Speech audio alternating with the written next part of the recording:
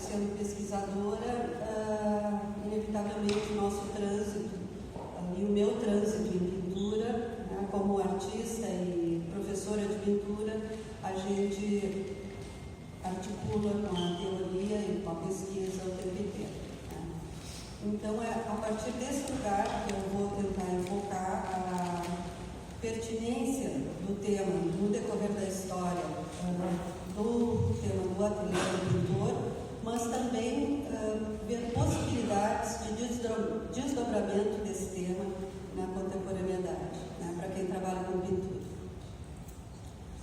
Há alguns anos me interesso pelo estudo da autorreferencialidade em pintura e os procedimentos metapicturais como estratégia.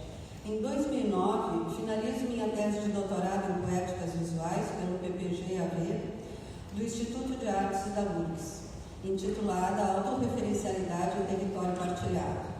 Naqueles anos de pesquisa, desenvolvi uma série de pinturas que, na verdade, são fruto e desdobramento de uma investigação de quase 30 anos de trabalho, no qual são discutidas questões relativas à representação, à convencionalidade de seus sistemas, as implicações dos discursos construídos sobre a pintura e, mais atualmente, as relações e confluências entre pintura e fotografia.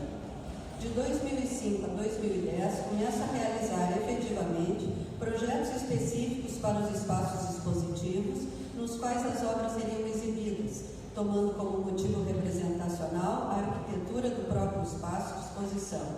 Entre muitas questões que os trabalhos procuravam levantar, estava o vínculo inelutável entre a parede, a instituição e o quadro como construto cultural. Da experiência de inserir a fotografia, tanto na captura das imagens arquitetônicas, quanto durante o processo de realização das pinturas, surge a representação inabido, tanto do espaço de exposição, quanto do espaço de produção, do processo da pintura. Sendo assim, o processo da pintura também é registrado e torna-se motivo representacional para o trabalho. Então, aqui eu tenho um conjunto de pinturas da época do início da minha tese de doutorado, tá, que enfocam esse momento em que eu começo a registrar o ateliê e a própria fatura da pintura, o registro fotográfico da fatura da pintura começa a se tornar motivo representacional. Então, o ateliê começa a fazer parte desta série de trabalhos.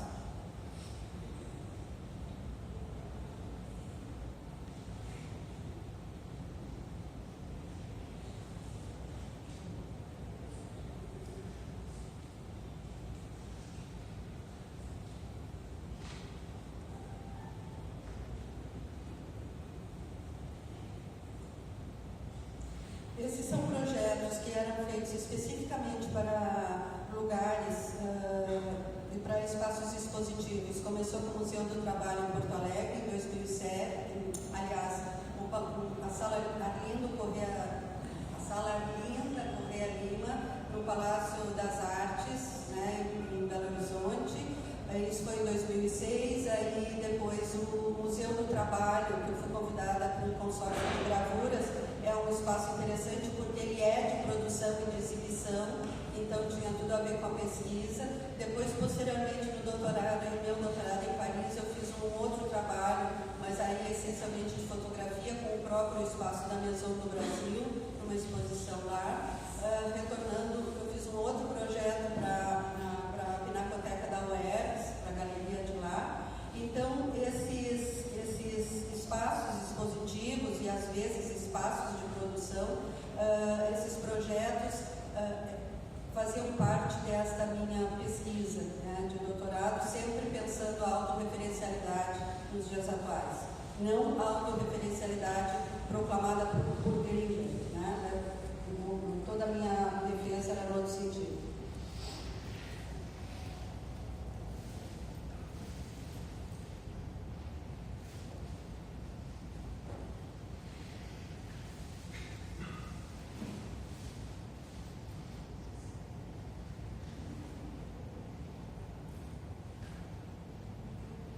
E aos poucos as pinturas começam a ser mostradas como pintura instalação, elas começam a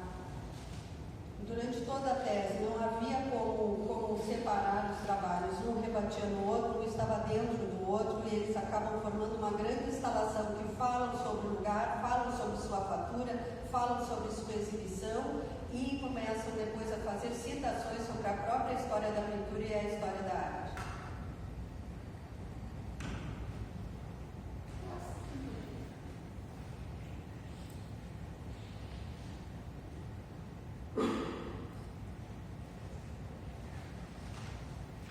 Então, o termo inabime é oriundo da crítica literária e fora cunhado por André Gide em 1893 em seus diários. A frase inabime descreve o fragmento de um texto que reproduz em miniatura o texto em sua inteireza, o texto dentro do texto em uma duplicação especular.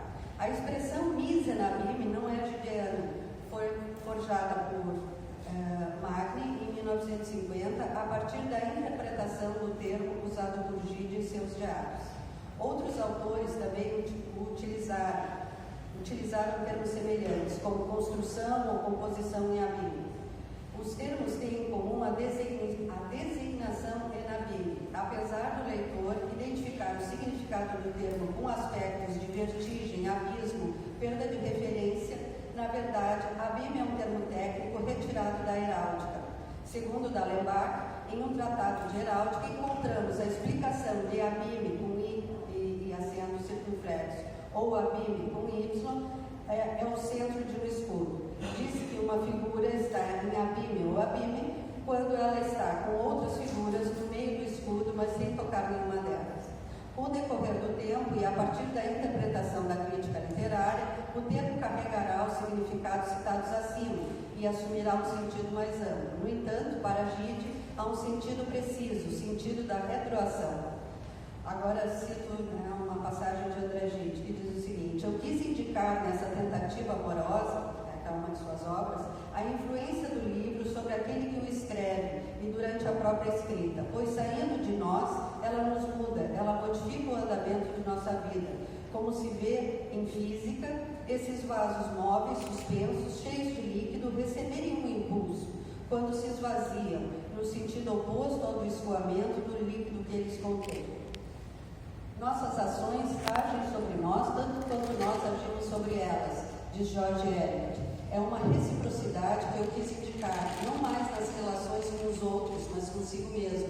O sujeito que age é si, a coisa que retroage é um sujeito que se imagina. É, portanto, um método de ação sobre si mesmo, indireto, que eu dei aí. E é também, muito simplesmente, um ponto. Esta retroação do assunto sobre ele mesmo tem sempre me tentado. É o romance psicológico típico. Um homem em cólera conta uma história, eis o assunto de um livro. Um homem conta uma história não é suficiente. Ele precisa que seja um homem em cólera e que haja um constante reportar entre a cólera deste homem e a história contada. De forma geral, a relação dialógica entre o pintor e a pintura já guarda com isso algumas semelhanças e intensifica-se quando a pintura se dobra sobre si mesma. Mas um dos pontos que mais me interessa quando utilizo o recurso inabime em meus trabalhos está nas consequências do processo de retroação empreendido por Gide. O autor, ao dar voz ao seu personagem, o escritor, naquela obra Os Falsos Moedeiros, que por sua vez está escrevendo um romance que leva o mesmo nome, consegue juntar a intriga do romance, a história, a crítica e a estética da obra. Em meu processo, a presença do dispositivo fotográfico no ateliê permite evocar as três instâncias que constituem a pintura: o espaço de produção, o espaço de representação e o espaço de apresentação. A representação inabime, como recurso metalinguístico e operacional, tem como principal função colocar essas três instâncias em circularidade infinita. Nesse processo, instala-se em território partilhado um espaço de pensamento no qual a pintura se interroga sobre seu próprio espaço na contemporaneidade. A pintura dobra-se sobre si mesma e questiona-se sobre todas as instâncias que a constituem. Os projetos expositivos que venho realizando desde o ano de 2006 têm levado em consideração o espaço arquitetônico em que as pinturas serão apresentadas.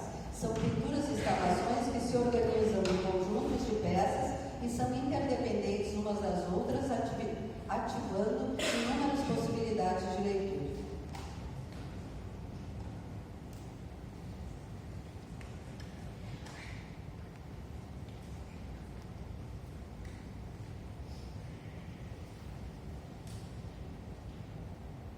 Os rebatimentos entre as imagens do espaço expositivo, dos quadros dentro dos quadros e nos trabalhos mais recentes da autorrepresentação do pintor no ateliê, cujo olhar não se dirige para fora, mas volta-se para dentro, tem por objetivo construir um espaço de jogo reflexivo do qual o espectador é convidado a participar, pois a autorreflexividade de seu olhar torna-se requisito para que a obra se conclua.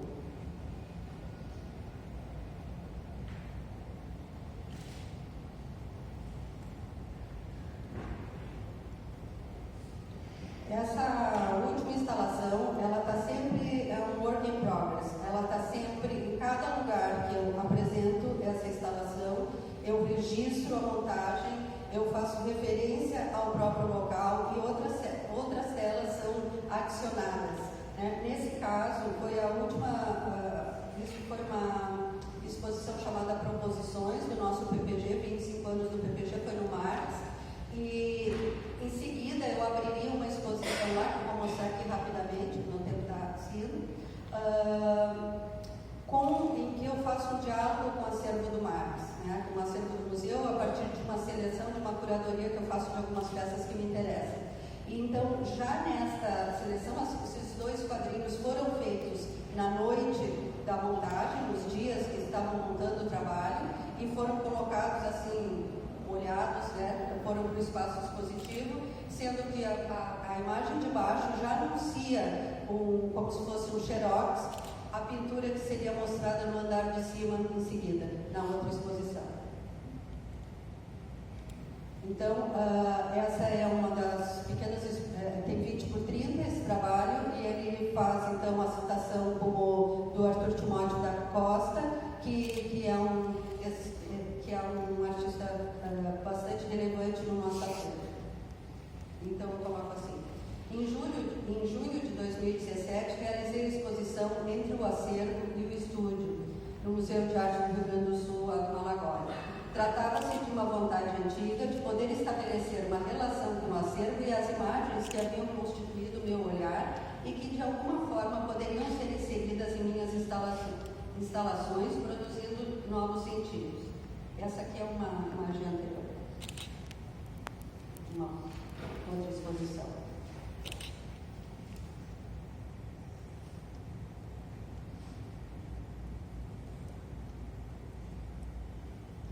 Esse ano já é um quadro do acervo do Marx que eu fiz especialmente para lá. Então, essa exposição teve como assunto os rebatimentos entre o espaço de produção e o espaço de apresentação, as interconexões entre o espaço de criação e o espaço dedicado à conservação da memória e da cultura. Imagens geram imagens, e nesse caso, o acervo de um museu tem papel fundamental. A Dama de Branco, de Arthur Timóteo da Costa, o Vestido Verde e o Nu com Luva, de João Fário, entre outras, fazem parte da alfabetização do meu olhar. E ainda hoje, a cada visita ao Marx, esse olhar se renova ao descobrir novos aspectos. Para essa exposição, escolhi dois gêneros que se interligavam. O retrato e o ateliê do artista. Escolhi alguns retratos femininos que compõem a instalação que intitulei Em Jogo, o retrato de Tatiana 2015, e que for apresentada de mais peças. São obras que se tornaram ícones. Esse eu faço parte do retrato de Tatiana. Tatiana era a guarda do museu.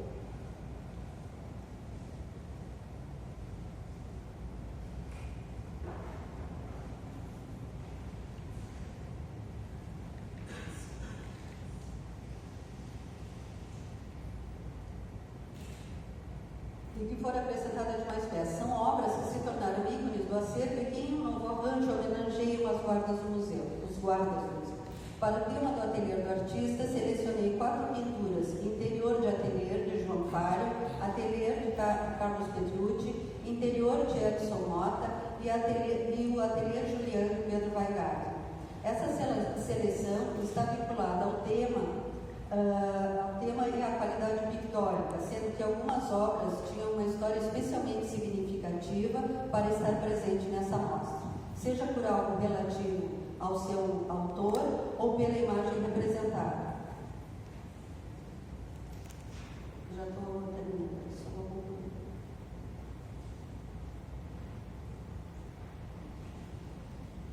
Edson Mota, por exemplo, seja por algo relativo ao seu autor ou pela imagem representada. Edson Mota, por exemplo, entre os anos de 1945 e 1980, foi professor de Teoria Técnica e Conservação de Pintura na Universidade Federal do Rio de Janeiro. Foi um dos primeiros restauradores brasileiros e autor de livros essenciais para a minha formação, como o conhecido Iniciação à Pintura. Na exposição, ele integrou a instalação, a história e a arte. Esse trabalho fala de minha história pessoal e da própria história da arte. A síntese de planos e formas tão cara ao modernismo reverbera entre as pinturas e a escultura inca de Fernando Corona. O Ateliê Juliano, da Academia Juliano de Paris, por sua vez, representado por Weingarten, foi das primeiras academias de belas artes a aceitar mulheres em suas aulas. São obras que se referem ao campo ao qual pertence. As pinturas de ateliê ou cenários de produção, como denomina Vitor Stoichita, assim como os gabinetes de amadores, são gêneros que evidenciam, e diria mesmo, que se tornaram ideais ao trabalho metapictural, cada um deles com suas especificidades e multiplicidades de leitura. Habitualmente, as cenas de ateliês apresentam-se como espaços povoados de representações, pincéis, tintas, mapas, desenhos, fotografias, telas enroladas ou apoiadas à parede, cortinas, biombos, um eventual modelo, seja vivo ou não, enfim, instrumentos e ferramentas de trabalho que usualmente estão à mostra com a finalidade de caracterizar o espaço do fazer e da técnica. Mas será só isso? Com o decorrer da história, a autorrepresentação do artista na pintura assume novos significados e ainda hoje parece trazer instigantes possibilidades para a criação de novas relações. A representação do ateliê com a presença do pintor ou não, trata-se de uma alegoria do próprio processo de criação, da gênese do trabalho do artista, espaço privado do trabalho manual e da elaboração mental. O espectador, como um voyeur, aproxima-se e espia, adentra a imagem e a intimidade do pintor, tomando contato com toda sorte de objetos, imagens e instrumentos que povoam o estúdio. O cenário de produção oferece pistas sobre o contexto no qual o pintor está inserido, sobre o passado e o presente, sobre aquilo que o constitui e que conforma sua obra. Tudo está nos detalhes. Ateliê como estúdio, estúdio, o espaço do estudo, do conhecimento, da produção e da revelação das imagens.